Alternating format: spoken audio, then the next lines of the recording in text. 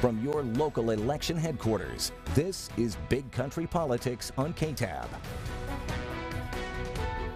Welcome back to Big Country Politics. We're in Jones County in Anson at the courthouse talking to the county judge, Dale Spurgeon. Judge, commissioners right now are right in the thick of budget season. Tell us about the budget this year. Yeah, well, we're in our normal process that we have prepared some information. We've met with our department heads over the last couple of Commissioners Court meetings. We have our budget workshop following our Commissioners Court meetings.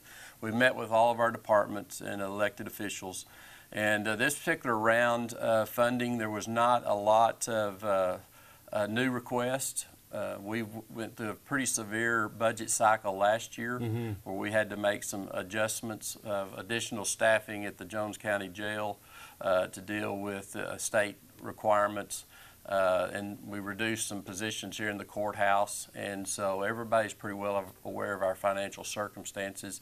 This year we didn't have any significant budget requests from elected officials, but we are still dealing with some expenses that we have to deal with. And so we have looked at those. One of those, the biggest concerns we have now is our increased costs for Child Protective Service cases. I think everybody's dealing with that. That agency went through a review several years ago. Additional resources were put into that agency, and now we are seeing some of the impact upon local jurisdictions based upon that. We're seeing more cases filed. And again, as we talked earlier in that last segment, the county is responsible for court-appointed attorneys on those cases. And so we've actually had, working with Senator Charles Perry and Representative Lambert, we've had some conference calls with the state agency because we have expended all of our budgeted funds for 2018 within the first 5 months. Really? Because of those CPS cases? Yes. Now you're talking about those cases where Taylor County's having a problem with it too, and it's clogging up the courts, where kids are being removed from their parents because drugs are being found in there are circumstances in those households that the children are at risk, and so there certainly is a need to be very proactive to protect those children and those family circumstances that they find themselves in. So the county is responsible for appointing attorneys to represent the parents, the children, if there's grandparents involved. So a lot of these cases, because there's multiple children and multiple family members, that you may have 3, 4, or 5 attorneys appointed to a case. And so in that conference call— For each family member? Yeah, well, each family member typically gets their own attorney because there's, competing interests. And so they need to be legally represented without a conflict of interest.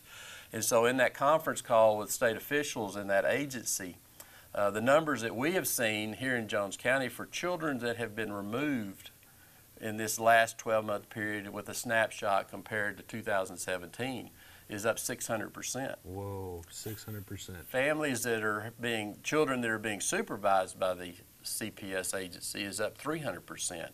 So with that kind of impact, we have seen that kind of cost increase, and we've depleted all of our budgeted funds. So right now we're doing line item transfers because we still have 6 months left in this fiscal year. So court-appointed attorneys, you've depleted those funds for these kinds of cases or just in general? For those kind of cases. Okay. Our criminal cases are actually down a little bit. And so we're going to do line item transfers from those funds, and then hopefully we may have to do a budget amendment from surplus funds to pay those bills. But that's our biggest increase that we've seen. Health insurance is always an ongoing concern. Our renewal was better than we anticipated. And so our tax base hasn't grown much, And we watch, what goes on in Taylor County, and I remarked to someone the other day that, basically their property tax value increase that they have just seen is actually our whole tax base.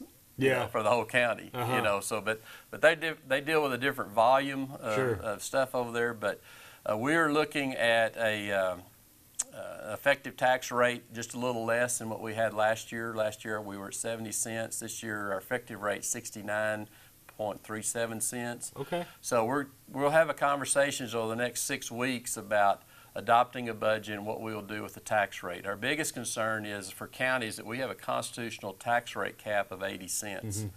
And that's not going to change. So we have to be very mindful of anything that we do you know, if you get up against that 80-cent tax rate cap, you've lost your flexibility to deal with unexpected expenses or annual, you know, increases in health insurance. So we're very concerned about that going forward. And so we have a long-range look at what we're trying to do right now, not to box some future commissioner's court into a corner that they have no flexibility to deal with changing things.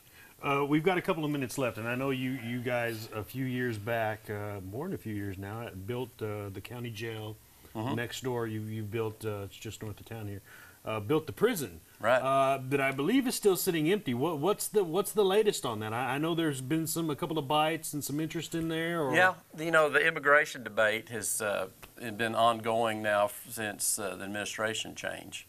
And so there is still some discussions about use for immigration, but I think it's just the uncertainty of what is going to pan out that nobody has really stepped forward with certainty as what the future of that is going to be. And so that has been the last interest really that we've had, you know, contact from anybody about that. Again, that facility is owned by the bondholders.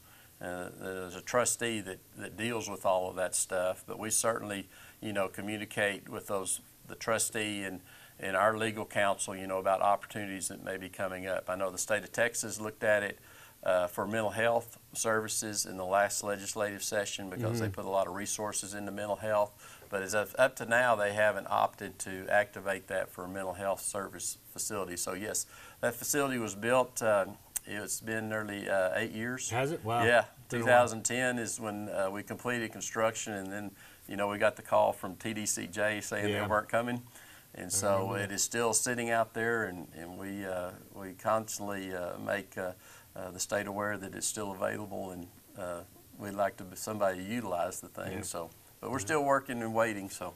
All right, Judge, before we let you go, one more question. Water, how's the pending drought, I guess? Well, you know, I think most of our water supply has been adequate. You know, got a lot of rain in the last two years, but this summer has been hit and miss on rainfall. Yes, sir. The heat obviously has been, you know, brutal. Agricultural wise, it has suffered. We've got spotty locations that there is no crop at all. You know, insurance has come in, and you know they're working with those producers, and we've got locations that there's cotton is up, you know, but it's going to be struggling through this August time period because we don't have that seasonal moisture that we normally had, you know, in the wintertime to get us through the summer.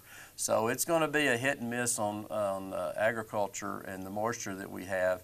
Cattle folks are already feeding, you know, trying to keep hold of those things. So weather is a huge concern in West Texas, as always is, you know, and so we just continue to pray for rain. All right. Judge Dale Spurgeon here on Big Country Politics. We'll be back.